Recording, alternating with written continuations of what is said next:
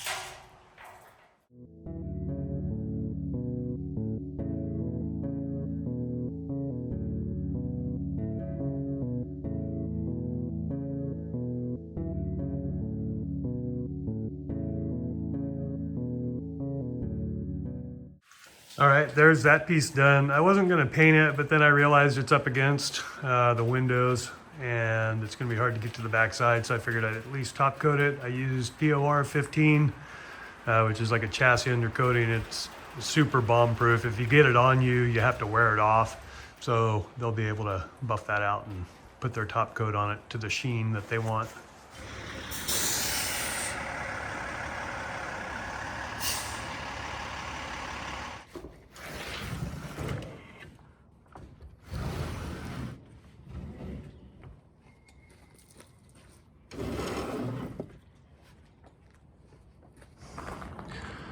All right, we're on Modern House today for some stair rail patterns. They're done with the stairs. I'll show you what we got going and why I didn't put these rails in first or even measure them. We'll run in there and see what we got. Let me get some lights set up.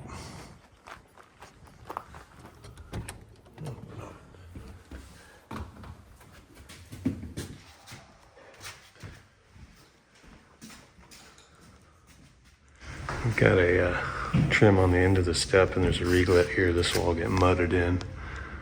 All right, let's get set up and protect these stair corners real quick.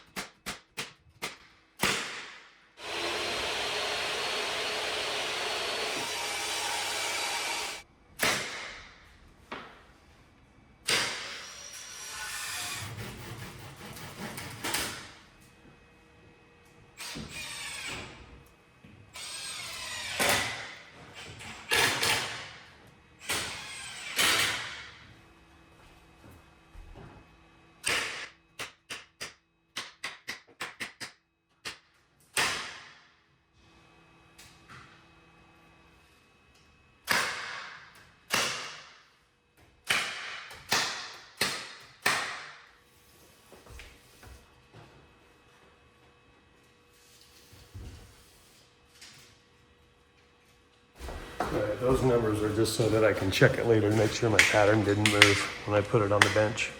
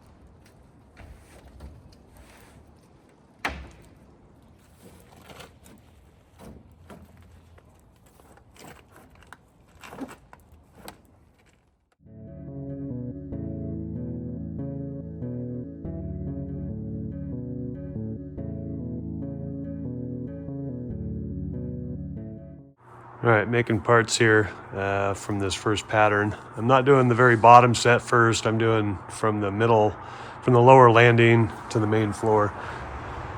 These fabricated here, they're beveled and welded and then ground out.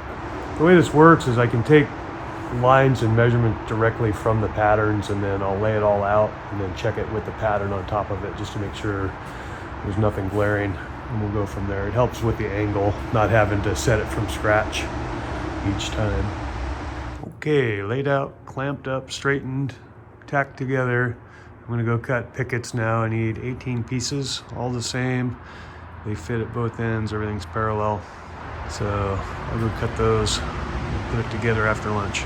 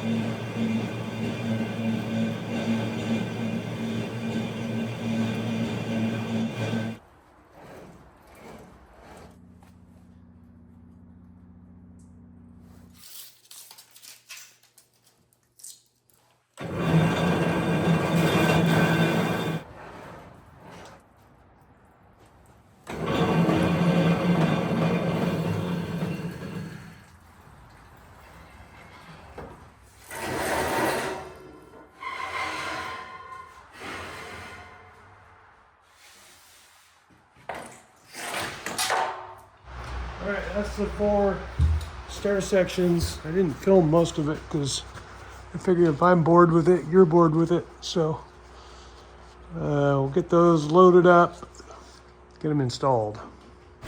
Alright, it's real early out here. I haven't been filming a lot. I've been super busy. No time. Haven't been posting a lot. Anyway, I've been making parts. This is for that handrail up at the modern house.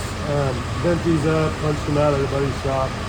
Just kind of did blanks because I have some that have to angle for the handrail sections, but now I'm cutting down these ones so I can, these are the flat sections around the landings. And to set up the saw, I got this little block here. I got my stop set up. So that goes in there like that. The stop comes out to the stop, and instead of having to set this every time and work real close, pull it all the way back to get the little piece out, I can just drop that in there.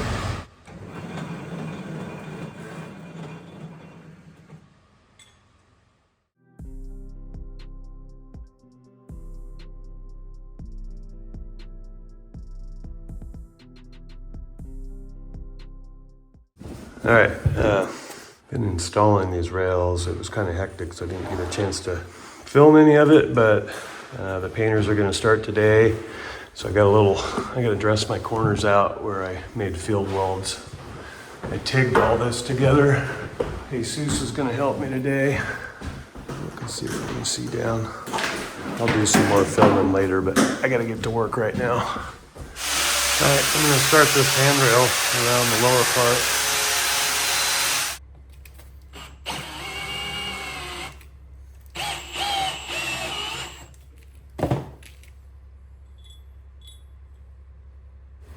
All right, these are the short landing ones where it's a fixed height, and then these ones are run long for the wall where I'll measure out and set those. That way I can get them all straight and I don't have to try to place them. I can place them, and then if there's a little bit of variation in them, it won't be the end of the world. So we'll get these prepped next.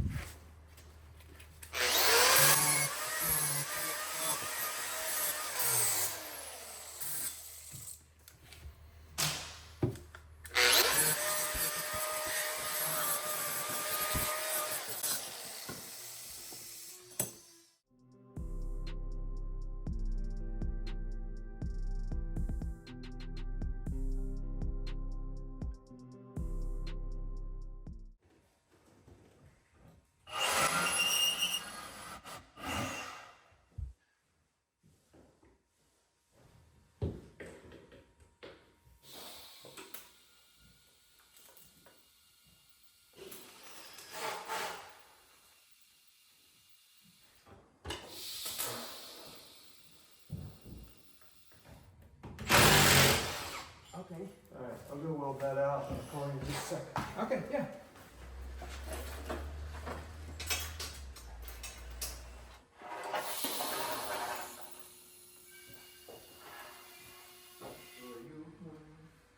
You grabbing that? Yeah. Okay.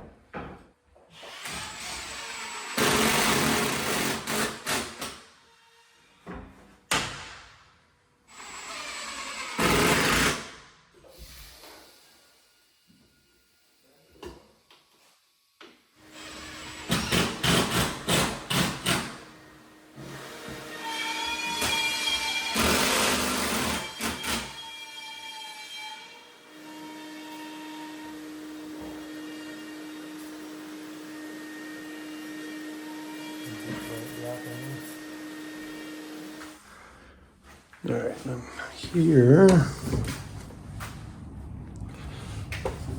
This is rainwater planter here, capture, and into the backyard. No pavers here yet, but there will be pretty early. Just kind of wanted to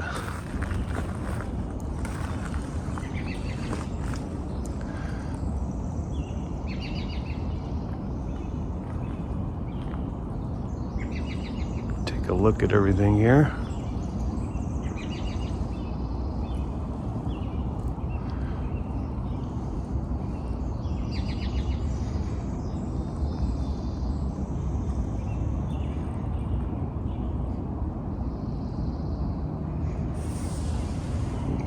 There, I have some rail to build here yet, but we're just putting up some temporary stuff. All right, I have the guardrail all installed going up the stairway, and I'm working on the handrail. I have one piece left to get from the landing to the main floor. I'm going to do that this morning and then try to finish the upper set today so I can go start working on the front porch stuff. I'm just about got all the prep done on the guardrail here. I think there's enough natural light. Just go down here and look back.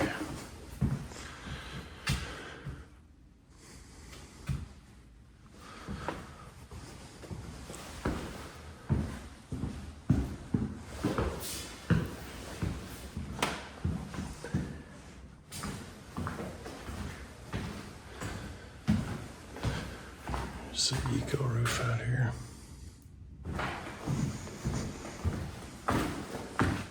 Window's foggy.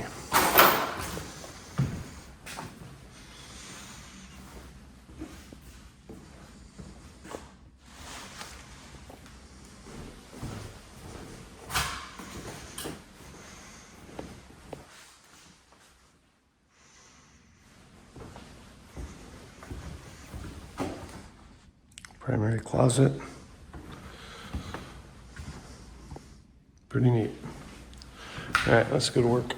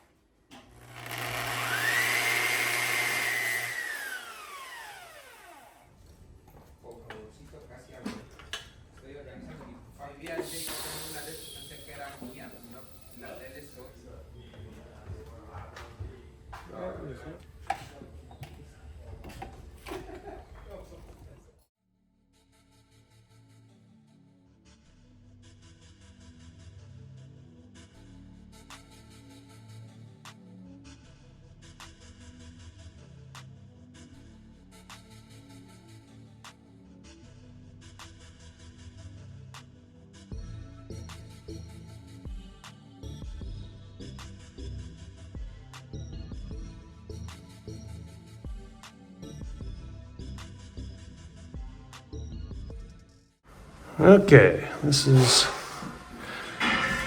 it. This is all installed. Ran out of gas, argon, so I had to run and get a bottle for the last two welds there and there. And we're gonna roll out. We'll be back tomorrow, the next day, to start on the front porch. I think I'm gonna end this one here. I may shoot a little bit of video on the way down. Levels here.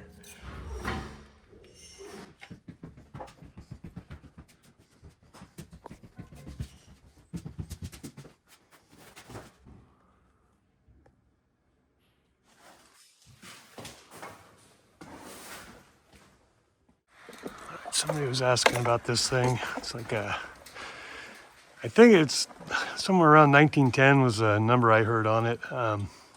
It's a birch. I'll show you the tag in a minute. It's an old mechanical press brake. It used to have a big, heavy flywheel over at this end that would trip. It would be spun by an electric motor. There was a clutch involved, and when you trip the clutch, it would engage the flywheel, which would it's a mechanical press brake. So in that area there, there's it's an eccentric. So that shaft goes through the bearing block there, and the bearing block is bored off center, and that makes this piece move up and down. So I talked to a guy who was a maintenance guy in the maintenance department. And he had worked at I think it was ProTech up in Vancouver, a big aluminum truck body and box manufacturer locally. And he worked on all the press brakes, and they still had I had heard a rumor that there was a sister to one of these somewhere, and he goes, oh yeah, I worked on it, and it was at ProTech, and it was still operational. When this thing was taken over by the guy I got it from, it was set up as a punch press, and so they were punching out the flanges in the old sheet metal culvert when they bolt them together before they made them spiral. So it would punch those flanges and they could bolt them up. And so that tooling disappeared. There was a lot of, all the rest of the workings with the thing disappeared. But I had this collar made. It's got a big, I think it was 1.125 or 1.25 keyway in it. And I'm just gonna put an arm on it to get the thing moving around.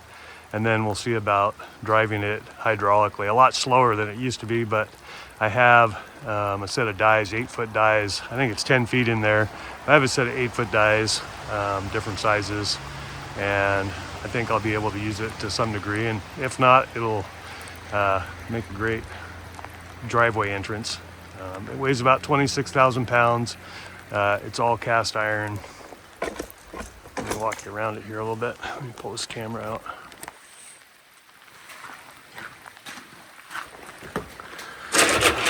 You can see the web and the depth of all that. It's about 12 inches wide on that standard. And then, let's see.